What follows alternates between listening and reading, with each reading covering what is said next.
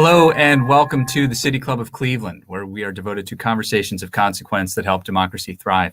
I'm Dan Moulthrop, Chief Executive here and a proud member. Today's June 25th. You're with a virtual City Club forum. We're live from the studios of our partner, IdeaStream Public Media. We're very grateful for their partnership and support. I want to start today's forum with a quick story. A few years ago, our featured speaker found herself in what seemed like a truly perfect relationship. Her boyfriend was smart and loving. He was supportive of her, and his values were perfectly aligned with hers. He was into meditation and mindfulness. And not only that, he seemed to live out these values that they shared in his professional life. He was the Attorney General of the state of New York. Eric Schniederman was his name, and he was seen as a crusader for justice and a protector of democracy. And he was also politically powerful. Even former US presidents sought him out for advice. But here's what was actually going on. And before I tell you, I need to offer a warning. We're going to be talking about domestic violence, and it's going to be a tough conversation and maybe a bit graphic at times. But here's what was going on. And it was a bit of a Jekyll and Hyde situation. In the bedroom, when they were intimate, this powerful attorney general would hit her. He would spit on her. He would verbally abuse her, calling her his, quote, brown slave. And then, of course, later he would promise not to do it again. He would promise to get his head right, and he would also remind her that he could have her phones tapped and that he could even have her killed. In 2018, Tanya Selvaratnum told her story to two reporters at The New Yorker. And on the day the story was published, Eric Schneiderman resigned his position as Attorney General of the state of New York. I said this is a tough conversation, and it's also a necessary conversation. This kind of violence, what's referred to as intimate partner violence, happens far too often. So we're going to talk today with author, artist, and film producer Tanya Selvaratnum. And we're also joined by a local leader, Melissa Graves. She's the CEO of the Journey Center for Safety and Healing, and they provide support to victims of domestic violence. And let me say, too, that if you need to talk to someone about your own safety or the safety of someone you know, please call the National Domestic Violence Hotline. That's 1-800-799-7233, 1-800-799-SAFE. Tanya Selvaratnum and Melissa Graves, welcome to the City Club of Cleveland. Hi, Dan. Thank you so much for being with us. If you have questions for Tanya Selvaratnum or local advocate Melissa Graves, you can text them to 330-541-5794, or you can tweet them at the City Club, and we will work them into the second half of the program. Tanya Selvaratnum, the book is called Assume Nothing, A Story of Intimate Violence, and I wonder if you could start by reading a passage.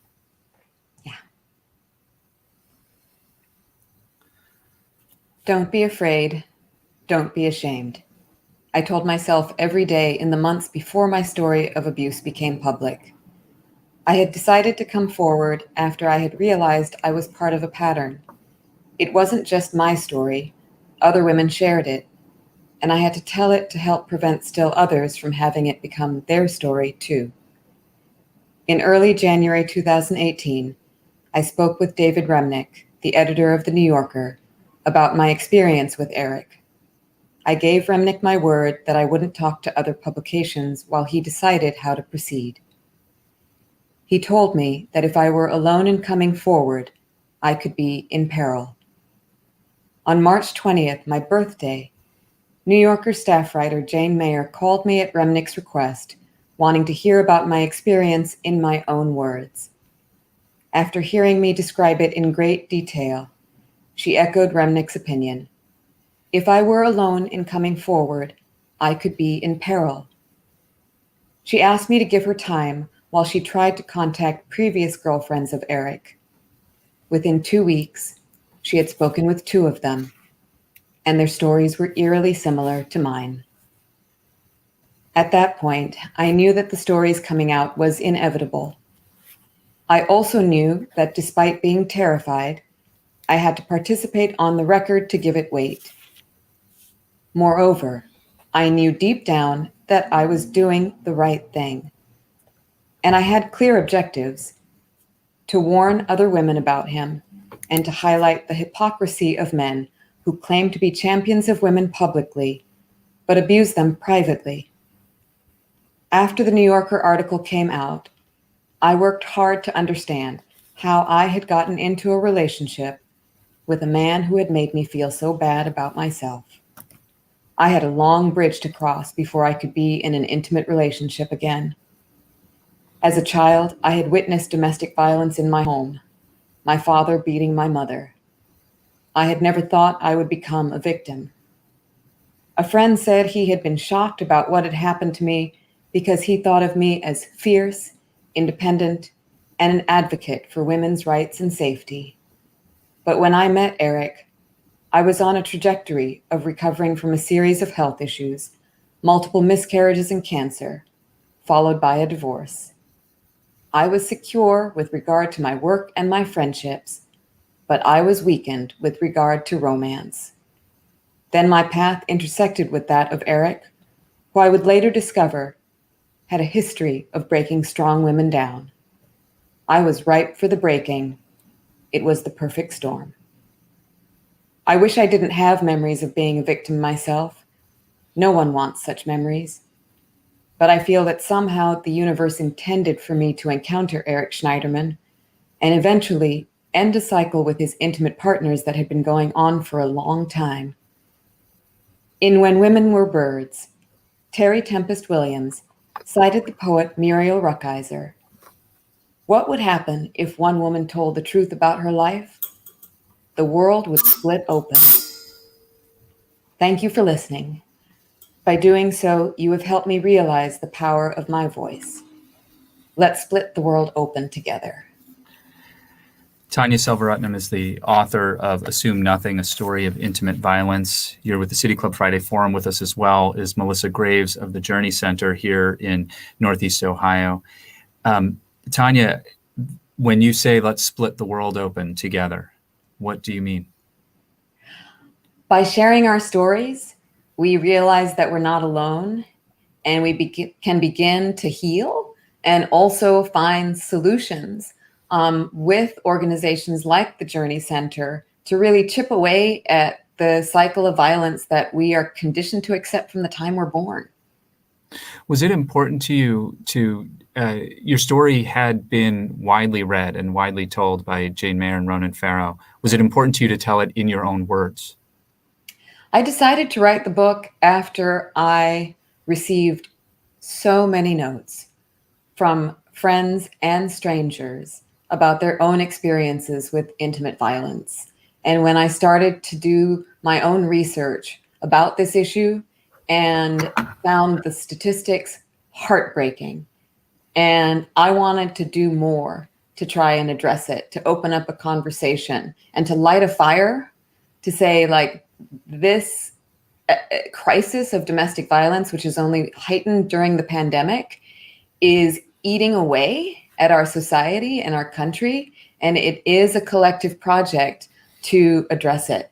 So I decided to write the book for all the people that reached out to me and for the millions of people who experience intimate partner violence, many of them before they turn the age of 18.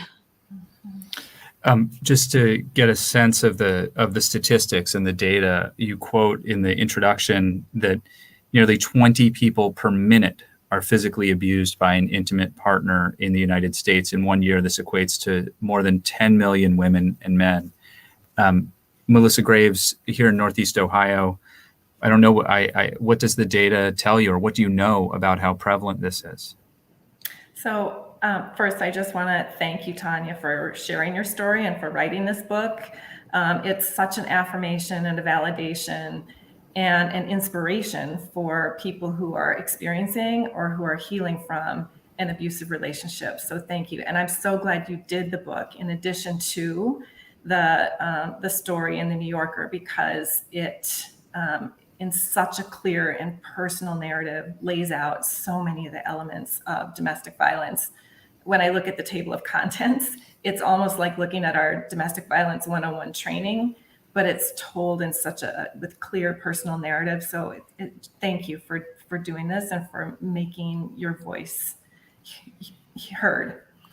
So what does it look like here in Cuyahoga County and in Cleveland?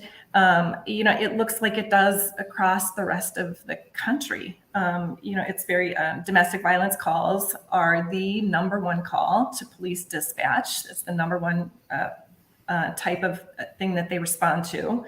In Ohio in 2020, there were 91 deaths that were related to domestic violence. And in 2021, we don't have a final number yet, but with COVID, it is beyond what it is, more than what it had been. The statistics say that 1 in 4 women will experience domestic violence over the course of their lifetime. 1 in 7 men will experience an abusive relationship during their lifetime. So I don't know the exact how that math goes, how many women there are in Cuyahoga County times 25% and how many men. It's a lot of people. And we know that domestic violence is also underreported. So the last statistic that I really want to share that I think is so critical about what this looks like, of all of the murders of women across the country, more than 50% of those happen at the hands of a current or former partner. So what does that mean? When a woman is murdered, it's most likely that it is at the hands of a current or former partner. That same statistic for men is 5%. So, I just want to echo what Tanya said, which is, why haven't we over time, and why aren't we treating this like the public health crisis that it is? Tanya Selvaratnum, the chapter titles that Melissa alluded to, which she said read like the guidebook or training manual almost for how they orient staff and new clients to these issues: entrap, isolate, control, demean, abuse, the nightmare. The journey that you've been on, and it's hard to not call it a journey, and it's why the name of the Journey Center is so apt. But the result of the journey that you've been on in many ways is your commitment to breaking this cycle. And you say that you talk a lot about how men are threatened by the safety and health of women. And I want to give you a chance to kind of unpack that. Well, as Melissa pointed out, intimate partner violence happens to both women and men, but the large majority of victims are women. And I feel that the safety of women is a threat to male power. And I think we oversimplify it by saying it's the patriarchy. It's the systems that we have inherited that create hierarchies, that create power dynamics, and power breeds abuse.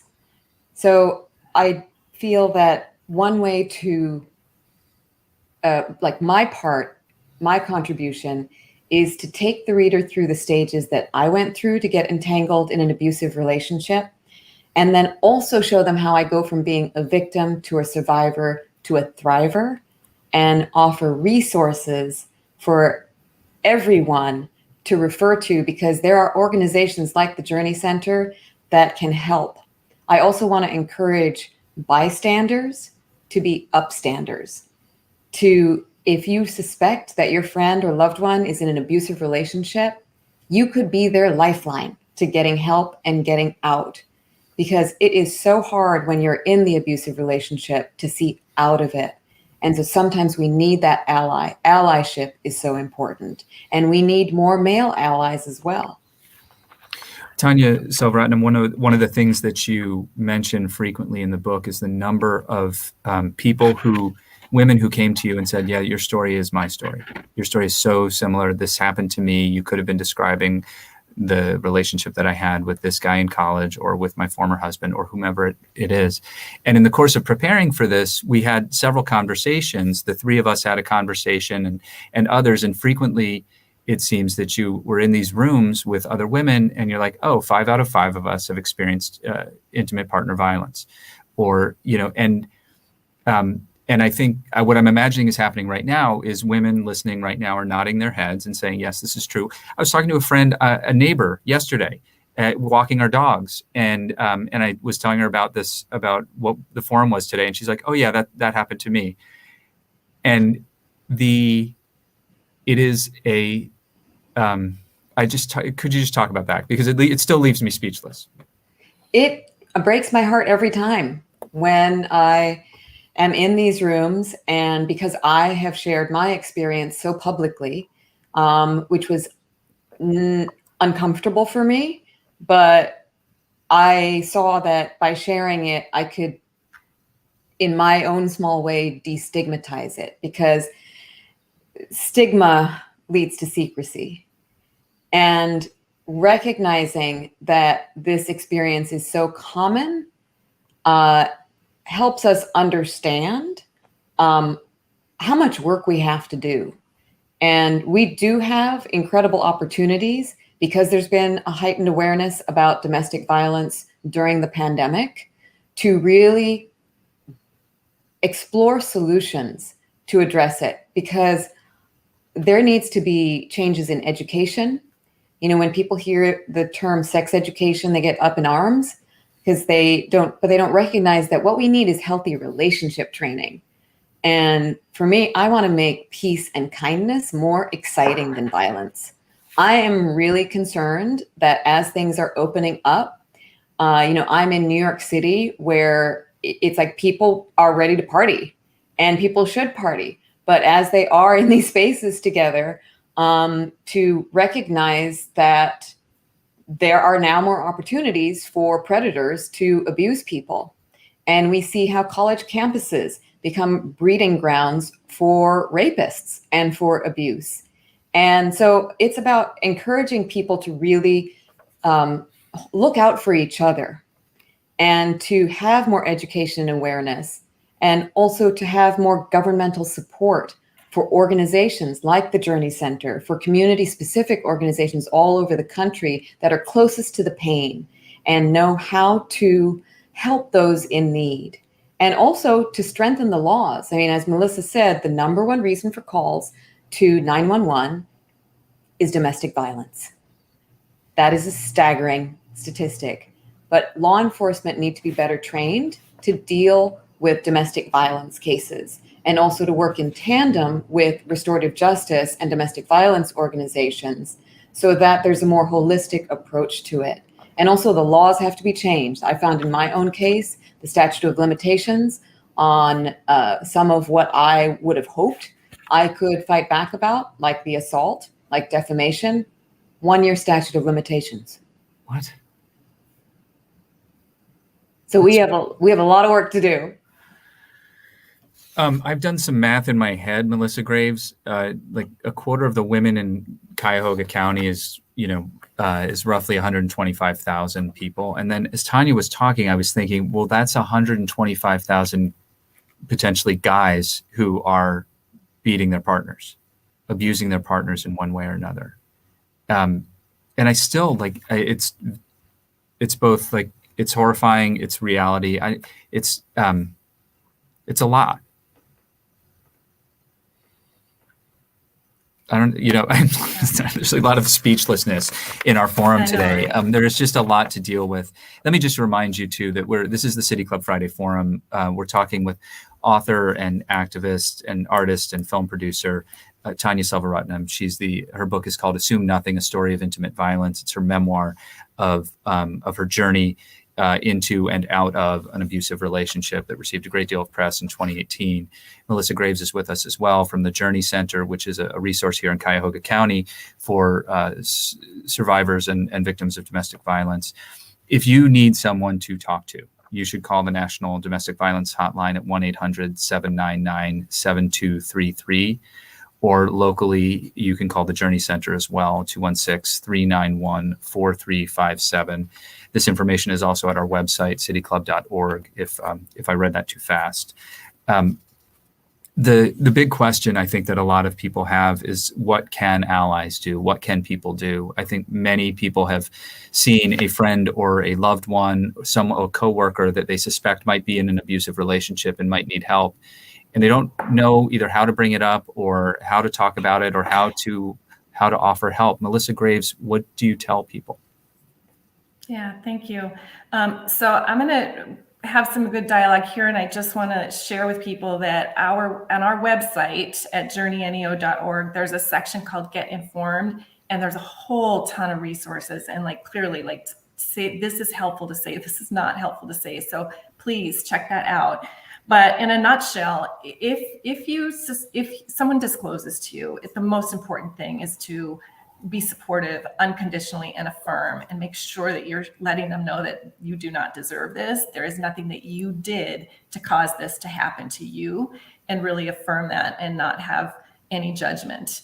I think it's important to remind people that there is help out there, and to reach out to an organization like Journey, because sometimes people give what they think is helpful and well-intended advice that's sometimes not safe and helpful advice. For example, sometimes somebody's instinct is to say, you need to leave, you need to get out, you just need to like get up your courage and leave. And so it's, first of all, it's nothing about courage. Survivors are the strongest people you would ever meet, but it is about it's really important for people to hear this, and that is that leaving is the most dangerous time in an abusive relationship. When a survivor leaves or begins to take the steps to leave, like filing for a protection order or divorce or anything, that is the most dangerous time. And it is within those 3 months of leaving that most homicides happen. And even up to a year after the relationship ends, there's a heightened risk for that survivor. So it's not just as simple as, pack your bags and I'm going to come pick you up. You need to leave. Survivors know best their situation. They know the moods of their abuser. They know what triggers them. They know when it might be safe to leave. And so we need to listen to and trust survivors, and then have someone like a domestic violence advocate help really plan when and how it is most safe for that person to leave the relationship. I want to say a couple of things about what's not helpful to say, or do you want to stop there? Yeah, well, you can say that too. Go ahead. What's not helpful, because that can be helpful, for allies as well. And so some other things that are really helpful is to say, I'm concerned for your safety, and this is why, and really name. Tanya lays out in her book, Friends, who said, I see Eric doing this and it makes me concerned. So be specific and just say it out of concern. How can I assist you in feeling safe? Really ask them, help me understand how you feel. If it's somebody that you're concerned about, I think it's really important to say it in that way, and not to go in leading like, I think you're in an abusive relationship. I think your partner is abusive. And that's typically not a helpful way to begin the conversation with the survivor. And I'm going to say some things, and some people are going to say, oh no, nobody ever says that. Trust me, people say this to survivors, and that please don't say, have you tried to stop the abuse? Have you tried therapy? What did you do? Meaning, what did you do to provoke the abuse? Or again, you just need to leave. Why don't you just leave? If someone ever hit me, there's no way I would stay. So you just need to get up the courage and leave. Like, these are very dismissive and diminishing and very not helpful things to say. And people really do say those things to survivors. Again, if you want more advice and resources on that, Journey Center, neo.org, has a resources area, information area on their website. Tanya Selvaratnum, that question, what was the moment, or I know there wasn't one moment, but how did you know when you were ready to get out? Because there were friends of yours who said things like Melissa has just suggested. I'm concerned. He seems very controlling. He just called you 3 times while we've walked 3 blocks. Like, what, why did those moments not, or those moments, I mean, I suppose there's a slow accretion of these sorts of things where then you suddenly come around to realizing what your friends are seeing. Some of your friends were able to communicate with you about it. Some only look back retrospectively. But talk about how you prepared for your journey. I know that your lawyer was incredibly important in addition to other friends. My lawyer and my friends. Yeah. I emerged from the process even more grateful for my friends and for the sisterhood and the community around me, because I was broken at that time.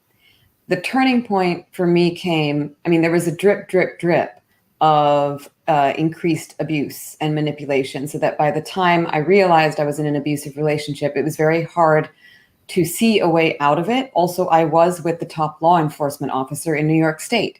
So any legal avenues that I could pursue felt like dead ends. All the roads led to him.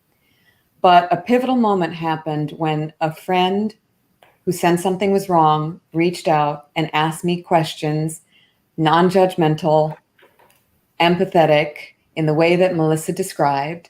And she finally got to a question that took me by surprise with its clarity and bluntness. Does he hit you?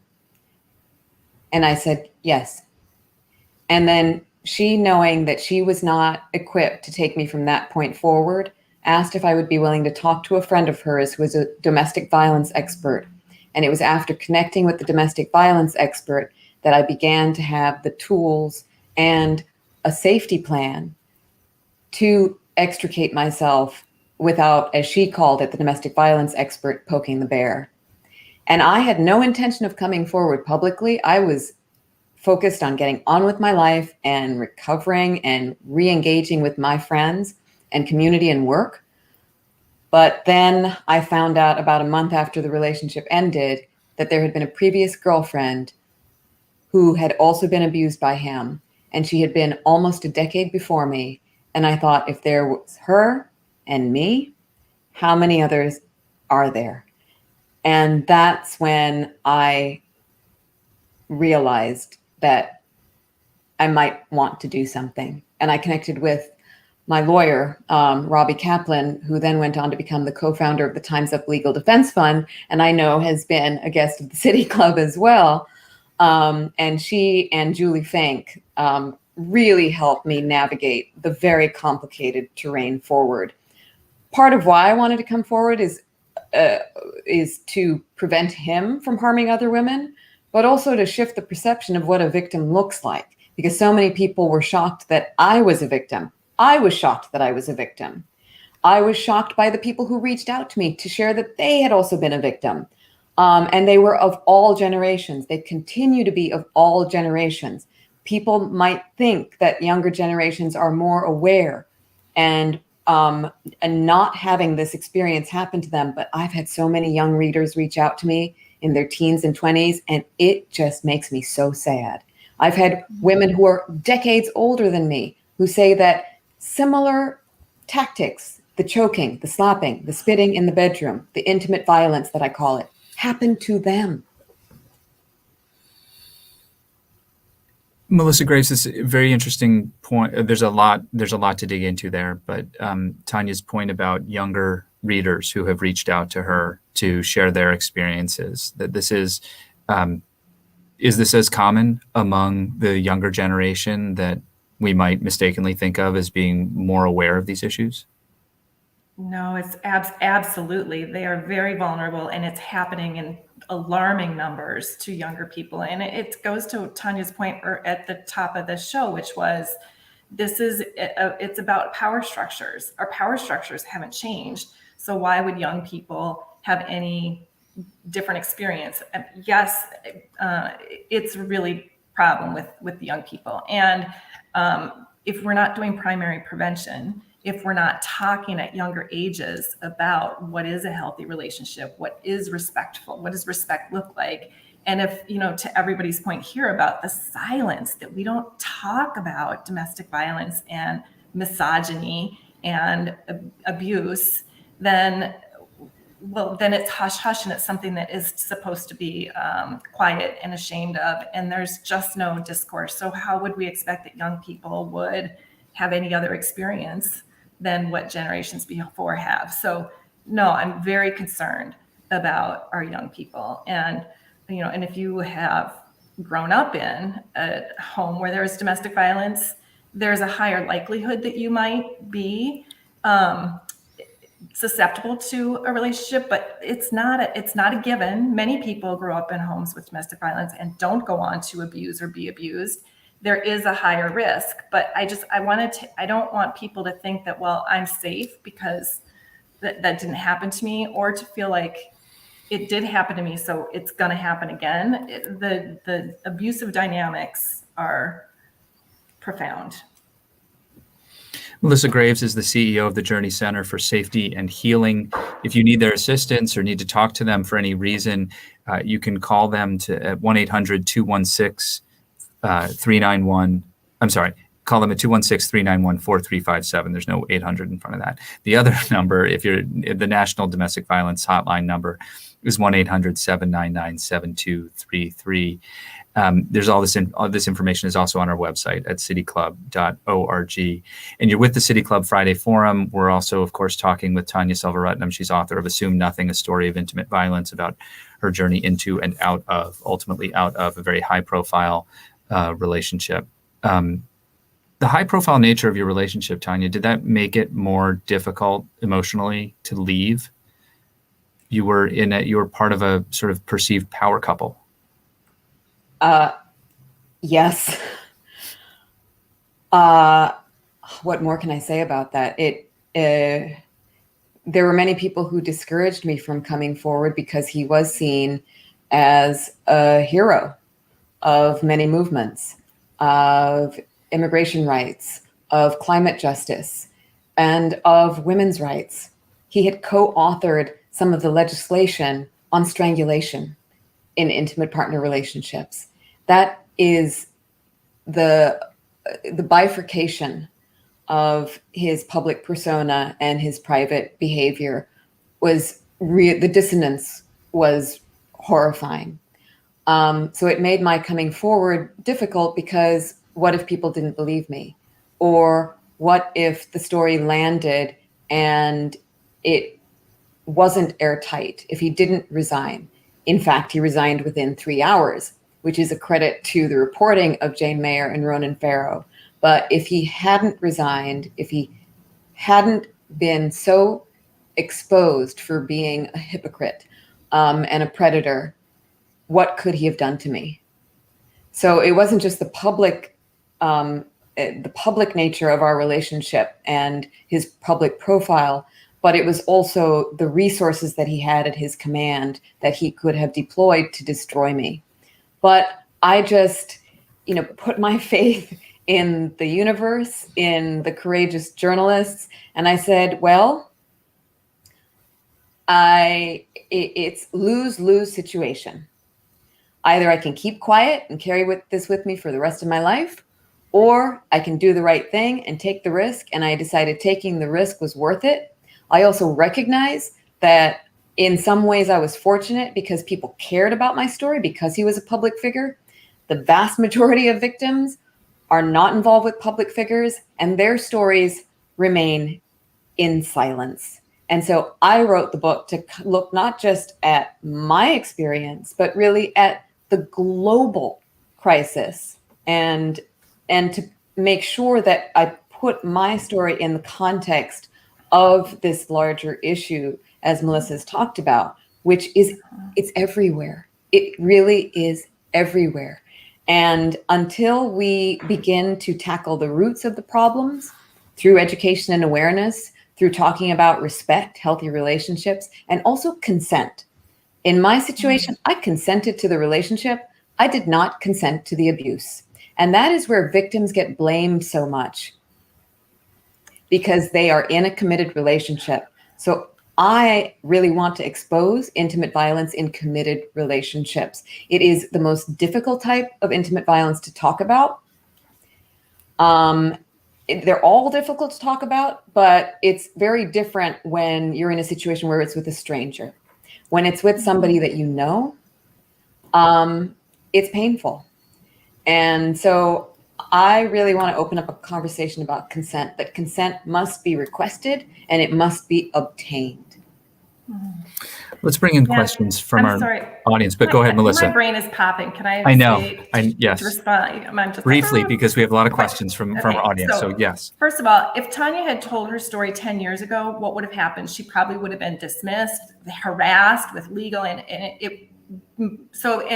So the Me Too movement opened things up. And I just want us all to remember that the Me Too movement did not start just a few years ago. It started a long time ago with Black women coming forward and talking about this issue. So again, please need to be listening to and being led by Black women in these issues. And that consent, please. I mean, there was a phrase in Tanya's book that kind of made my skin crawl and I wanted to pull my hair out of my head, which was, I think it was Eric who said that the abuse was consensual.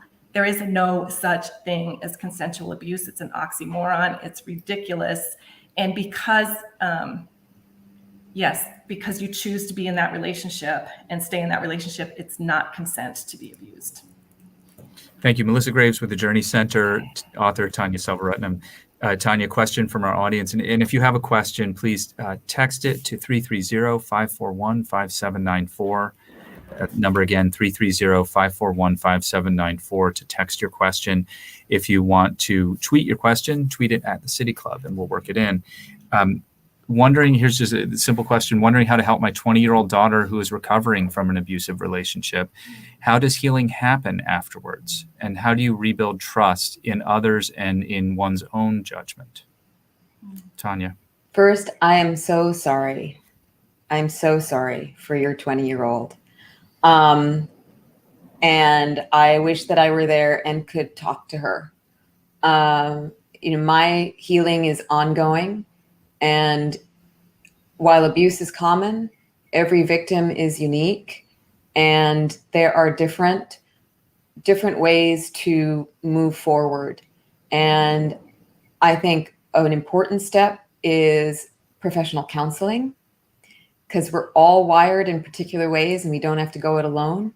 And there are wonderful organizations that specifically serve young people.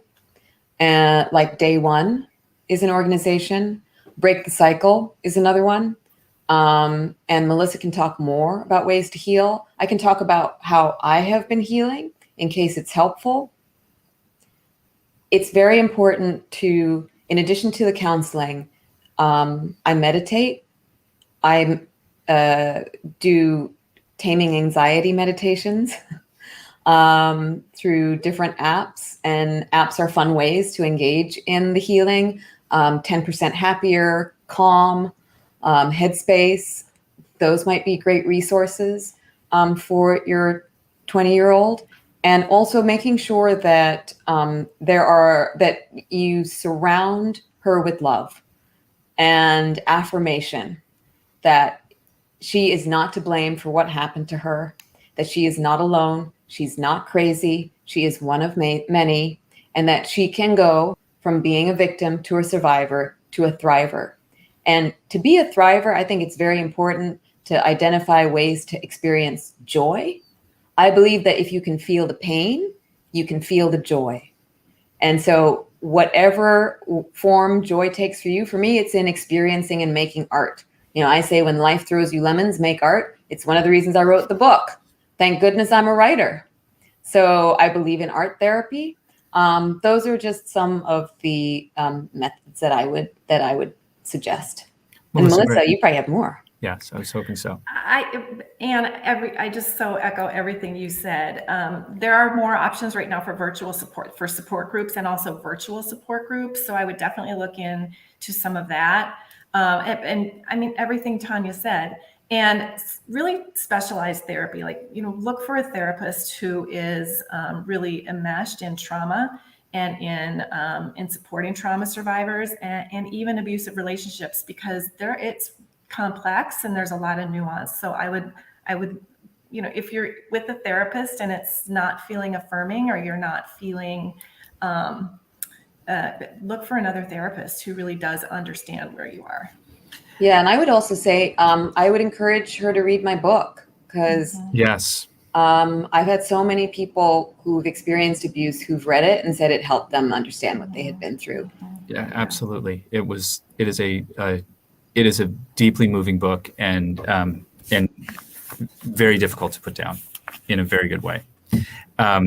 Another question: does a person's immigration status, this may be, I don't know who, if either of you can answer this question, but does a person's immigration status play a part in not reporting domestic violence because despite the U visa and provisions of the Violence Against Women's Act? Absolutely. And I want to say too, in the statistics, that of women who are murdered, Black, brown women are more than 3 times more likely than their white counterparts to be murdered. So all the structural racism and systemic barriers all play into why it's harder for victims. But immigration status, absolutely. And it's also used by abusers to coerce and control and to manipulate, threatening to expose, withholding documents, all sorts of ways in there that an abuser will, or if it's a family member who may be undocumented, using that as a threat to coerce and control. If you're local, please call our helpline. We have advocates who are absolutely expert in immigration issues with the legal and the visas, and and speak multiple languages. So please, if you are local and you are having that challenge and issues around that, please call us. We can help. And I wanted to mention earlier, too, as you were talking about therapy services, that the Journey Center is certainly a place through which survivors can find those kinds of services. The number for the Journey Center, again, by the way, is 216-391-HELP. That's 391-4357. If you need someone to talk to locally here in Cuyahoga County, if you need someone to talk to and you're not local in Cuyahoga County, please feel free to call 1-800-799-SAFE. That's 7233, 1-800-799-SAFE for the National Domestic Violence Hotline. Another question about communicating with young people around these issues. This listener writes, as a survivor of sexual trauma and raising 4 young sons, it is difficult to speak to them about how they treat the opposite sex. But I also believe it's necessary to teach them now to be good partners and also advocates for women. Can you recommend resources that handle this topic in an age-appropriate way for young children? Tanya? I am so glad that you asked this question. I'm sorry that you are a survivor. The amount of times that is revealed, it's just like every time it just feels like a knife, because why are there so many of us? But as far as how to talk to young boys, I am very excited to say that there's a new book called The Book of Dares that was put out by A Call to Men, which is a violence prevention organization and healthy manhood training organization that I'm proud to collaborate with. So I would check out The Book of Dares. Sometimes the best messenger is not the parent, because the children don't always want to listen to the parent, but there are books and tools. And if you go to the A Call to Men website, there are also some really wonderful videos that talk about how to have healthy relationships and how to have mutual respect. We're trained from the time we're young that if a guy teases us, he likes us. If he pushes us around in the playground, he likes us. It starts right there. And that kind of conditioning has to stop. We just have to recognize that, being kind to each other can be just as stimulating, and it's not about like taking experimentation out of relationships and sexual experiences. It's about ensuring mutual pleasure. And that's the piece that we don't talk about enough.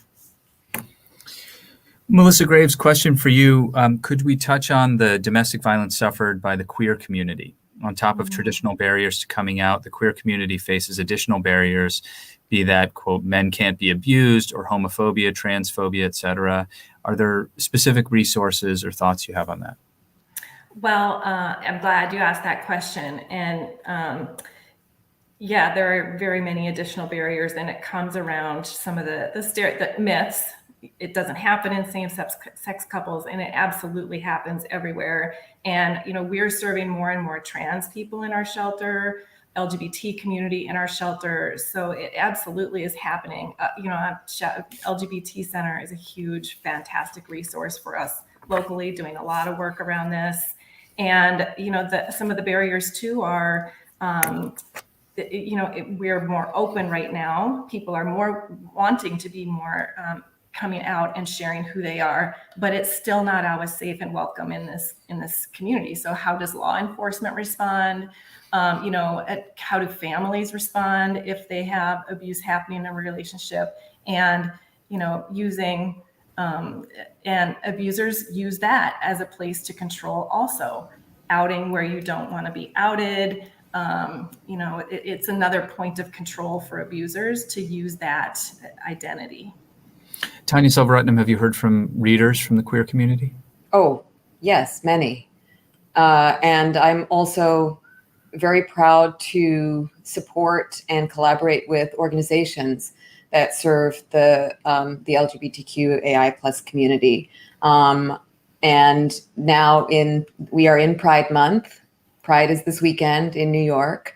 And there has been an increased awareness about how the trans community in particular have been targeted and by hate crimes, a huge spike in calls to Trans Lifeline, a national organization, and also in abuse happens in any configuration of relationship because of power, because of the normalization of the cycle of violence. So we have to recognize that it cuts across all communities and people of all stripes that abuse happens, and that we have to be very specific in how we deal with the needs of those communities. Because as I said before, it's not one size fits all. We also have to look at the devastating amount of violence in the Indigenous community, the number of Indigenous women who are killed, who are brutally assaulted. And a statistic that really breaks my heart is looking at incarcerated women, the majority of which are brown and Black, and how the majority of them are survivors of abuse. One of the questions that has occurred to me as we've been talking and really just struck me right now is, like, what happens to these guys, largely guys, the abusers, who are there so often it seems that there is so little accountability. Eric Schneiderman, in this case, Tanya, has not faced any charges, and likely won't at this point. And he has said, "Oh, it was really mostly a mental health problem, and my addiction to having to do with his addiction to alcohol and other drugs." But I mean, like, are there, Melissa Graves? Are there resources? Like, are there? I mean, I'm just baffled. These guys are still out. Like, they're just there. They're just out there, like, finding themselves into the next relationship where they can abuse somebody. We do not do a good job of accountability, and there are not enough resources either. So, there might be anger management, substance abuse, but those are symptoms, and they're correlating factors, but those are not the causes of why somebody abuses somebody else. It starts with that intentional asserting control and harm to assert control over another person. That we do have some programs in Cuyahoga County. The probation office has, for cases that go in for domestic violence, it's not necessarily diversion, but they can go into this program to learn more about that dynamic. The problem is, I think the statistics show with those types of programs, only about a third of abusers in the system go into those programs, and only about half of those finish those programs. So even where there are programs that exist, we're not really getting to the heart of the issue with the abusers. And back to Tanya's point about the law and legal, our system is set up to, and this is really complex. Literally, Dan, you could do a whole show on this. But if it's hard to prosecute because the way the laws are set up, it can be difficult to prosecute these cases. So what happens is, a lot of times, prosecution, a domestic violence charge will start off as a domestic violence charge and get pled down to disorderly conduct. This is really bad because domestic violence charges are enhanceable, which means if you get more than one, the consequences increase. If you never get a domestic violence charge on the record, then we know we have so many abusers that we see in our work where they have 5, 6, 7, 8 disorderly conducts, and they're not disorderly conducts. Those were domestic violence charges. So we really have to do a better job on that and have more data about what was the original charge, what did it get pled down to, and all of those things, because that is one of the big ways that we're not holding people accountable. And I say that saying too, in the criminal justice system, is not always a fair system. I mean, there's a lot of issues within the criminal justice system. So victims of color, abusers of color, there's a disproportionate piece that's happening there too. Tanya Yeah, Selvaratnum. and I would add to that on the accountability piece. So first, with regard to Eric Schneiderman, he did face multiple investigations. In the end, no criminal charges were filed because of statutes of limitations, because the bar at which the allegations become a crime. But the special prosecutor, DA Madeline Sengis, did propose legislation to make that type of intimate violence without consent a crime. So that legislation was introduced. So that I felt was a positive outcome. Then he did face disciplinary charges by the Attorney Grievance Committee in the state of New York. And he was, in fact, at the end of April, disbarred for a year. It's a year, we'll take it, while he undergoes monitored mental health counseling. Now, moving away from that individual story, what Melissa was saying about programs for perpetrators and abusers, they most definitely can help. Again, I believe in restorative justice. I believe in redemption. If the abuser acknowledges the harm that they've inflicted and does the hard work to outroot their abusive behavior, then I think we can give them a second chance. But most abusers don't do any of that. And with regard to programs, there are some jurisdictions that do make it mandatory to attend them, but the attrition rate is very high. And so what some jurisdictions did then is instituted penalties. And I feel that that needs to spread, that these rehabilitation programs need to be mandatory and that they need to be enforced to attend. And the other thing that I feel needs to happen is, and I make this out there proposal in my book, is that the monetary, a lot of the more public cases that have happened, the perpetrators are rich, and in some cases they're still powerful. So they don't really care that they've been outed. Like, we delude ourselves thinking that justice has been served. You know, Charlie Rose is probably just hanging out in his beach house. Les Moonves, you know, Russell Simmons, he fled to Bali. So there are all these famous perpetrators that are still living the high life in a sense. You have to take away their money to make them feel the pain. So I feel that for every year of a woman's life that they have disrupted, they should pay up. Every victim routinely seize the assets of leaders in nations where they are violating human rights, and these are certainly violations of human rights. We have barely a minute left, and Tanya Selvaratnum, I wanted to give you an opportunity. There's so much more we didn't talk about, and but I think people will be interested to know that there is a sort of Hollywood project in the works here. Yes, and then I also want Melissa to talk, so I'll keep this short because I know she had something to say. The book has been optioned by ABC Signature Disney Television. It is being developed into a series. I did not intend for the book to be a series, but I was very lucky that Joanna Coles, an executive producer, read the book and wanted to take it on. And so it just gives me even more hope that the message of the book will spread to a wide audience. And also, there are other series that have looked at abusive relationships, but this is a story where it's a woman of color and many Black and brown characters because of the community of women around me who are going to be centered. So I'm excited about that as well. Finally, Melissa Graves. I just want to say there's two very specific things for your civic-minded people in the audience, which I know is very many, and it is gun laws and strangulation. Ohio is only one of 2 states in the country who does not treat strangulation as a felony. Not okay.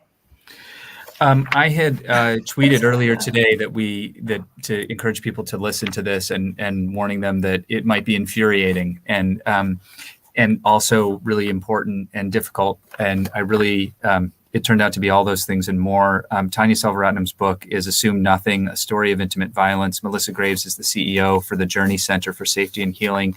I am so grateful to both of you, courageous women, for joining us here today. And Tanya, especially to you for taking the time to write your story and to share it with the world. And I do hope that it changes the world. Oh, thank you so much. And thank you for joining us as well. Our forum today is the annual Margaret W. Wong Forum on Foreign-Born Individuals of Distinction. Margaret Wong has been a longtime supporter of the City Club, practicing immigration law in Cleveland and across the country for more than 3 decades. And she's also a life member of both the 8th Judicial District Court and the Federal 6th Circuit Court. She herself was born in Hong Kong after her parents fled political repression in the early days of communist China. And she told me that she loved this book. So there's one more recommendation. You can find out more about the annual Wong Forum at cityclub.org. And you know what else is on our website at cityclub.org? Our July forums, some of which are going to be in person. Please mark your calendars. It starts Tuesday, July 6th in Public Square at noon. We'll be talking about recommendations from community leaders about how our municipalities should plan on spending $1 billion in American Rescue Plan Act funding that is heading our way, $500 million to Cleveland alone. We'll be back to Friday forums at the City Club starting July 23rd, and we cannot wait to see you. Thank you for being a part of our mission to create conversations of consequence that help democracy thrive. I'm Dan Moulthrop. We will actually see you soon in person. Our forum is adjourned.